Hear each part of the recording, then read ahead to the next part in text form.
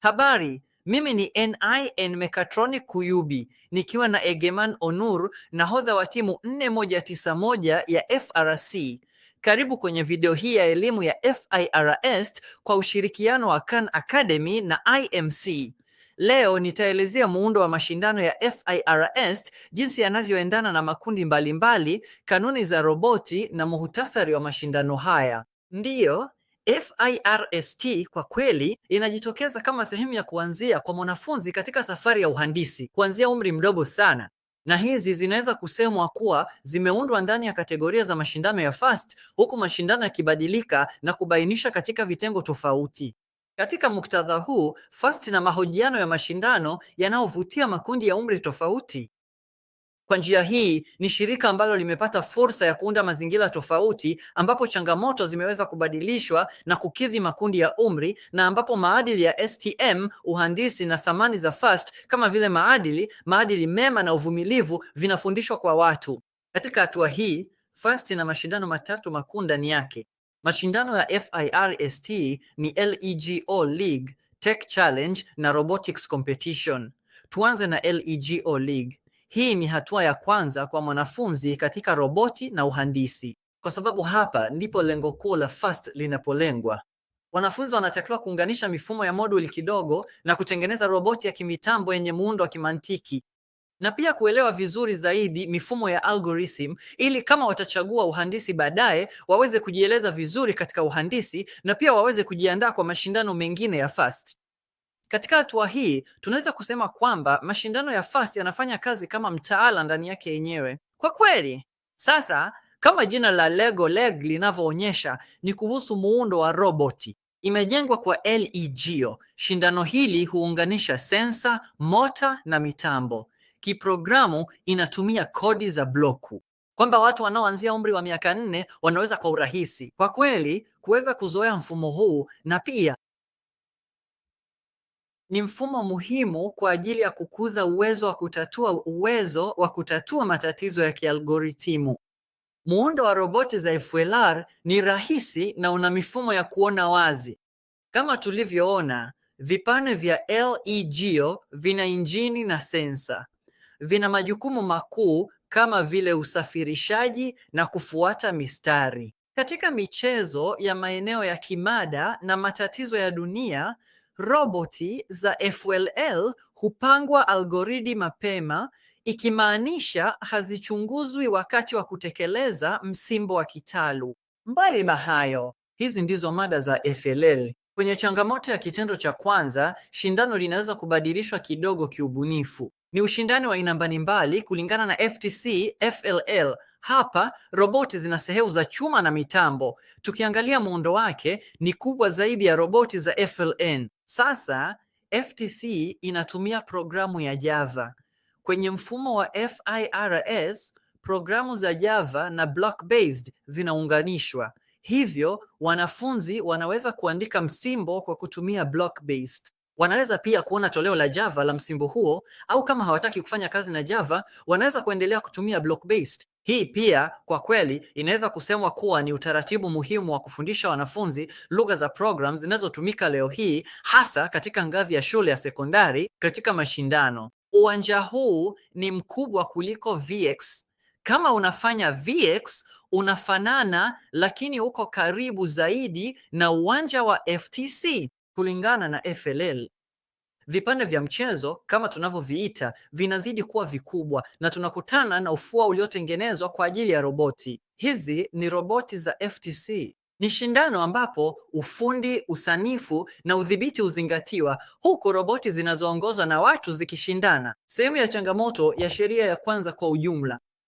Linapokuja swala la roboti za FTC, swala hili la usimamizi linahusika zaidi. Kwa kweli, uwezo wa kazi na udhibiti wa mtu binafsi vinaangaziwa sana ndani ya roboti za FTC. Katika hatua hii kwenye FTC, tunaona kwamba vipande vya mchezo vinaweza kudhibitiwa kwa kutumia mifumo ya kuinua mikono au mifumo ya kubeba kulingana na jukumu lililopewa kwenye mchezo ndani ya uwanja.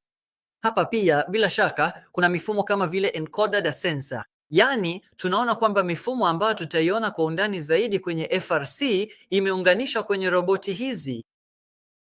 Bila shaka, pamoja na udhibiti wa kiotomatiki na wa dereva, tunaona kwamba kama ilivyo kwenye FRC, zote mbili zinachanganywa na kutumika kwenye mashindano. Ndiyo, tukitazama kitengo cha Fast Robotics Competition 4191 ni kitengo cha mashindano ambacho sisi pia tunashindana nacho leo, yaani Fast Robotics Competition. Kama timu tunaelewa zaidi mashindano haya. Kwa upande wa roboti, tunaona roboti za viwandani kubwa na zenye nguvu. Ni kubwa mara 2.5 kuliko roboti za First Tech Challenge. Bila shaka, katika hatua hii.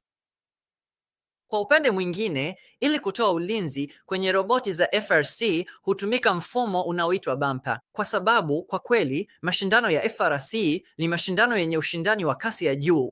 Na sifa za kiotomatiki pamoja na vipengele vya roboti, ujuzi wanaoonyesha katika hatua hii ndio unaoamua kwa kiwango kikubwa mafanikio ya roboti kwenye mashindano.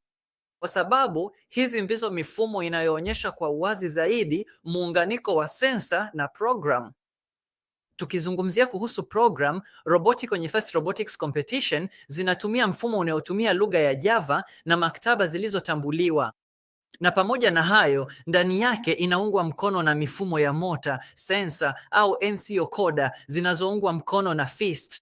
Mifumo ya Probia,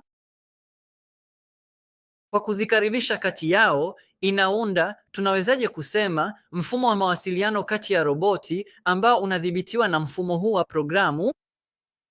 Katika hatua hii, kwenye First Robotics Competition, hasa sehemu ya kupanda, unaweza kuona kwenye picha ya upande wa kulia kabisa. Ni moja ya sehemu zinazotoa pointi nyingi zaidi. Ndani ya mashindano na karibu katika mashindano yote tangu nilipoanza, swala la kupanda limekuwepo.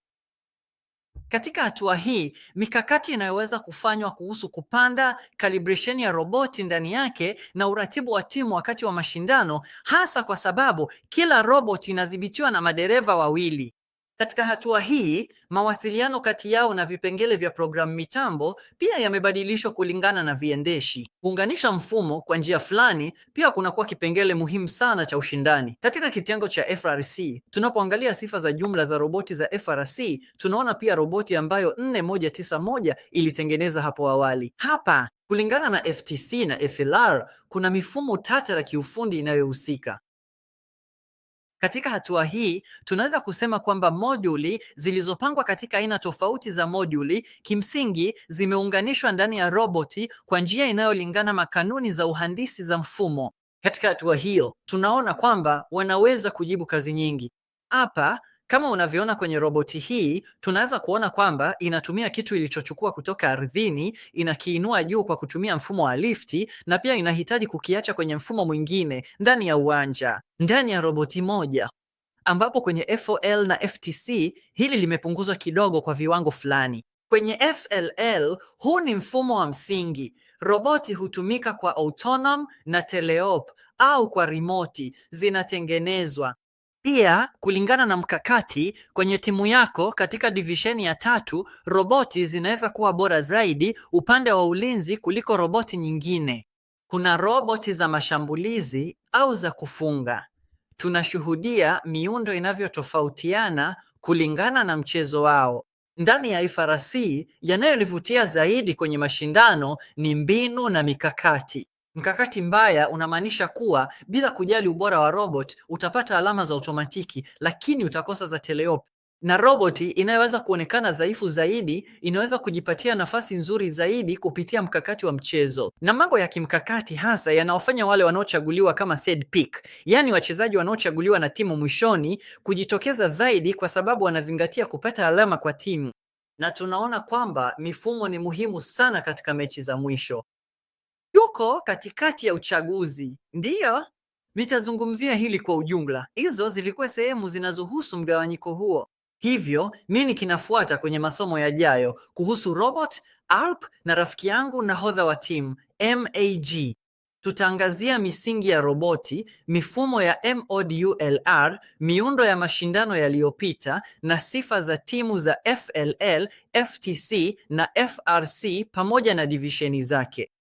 Tutagusia kidogo kuhusu dhana za mashindano. Kama ni mara yako ya kwanza Fast Tech, na kutakia mafanikio, na kama unaendelea, kila laheri pia.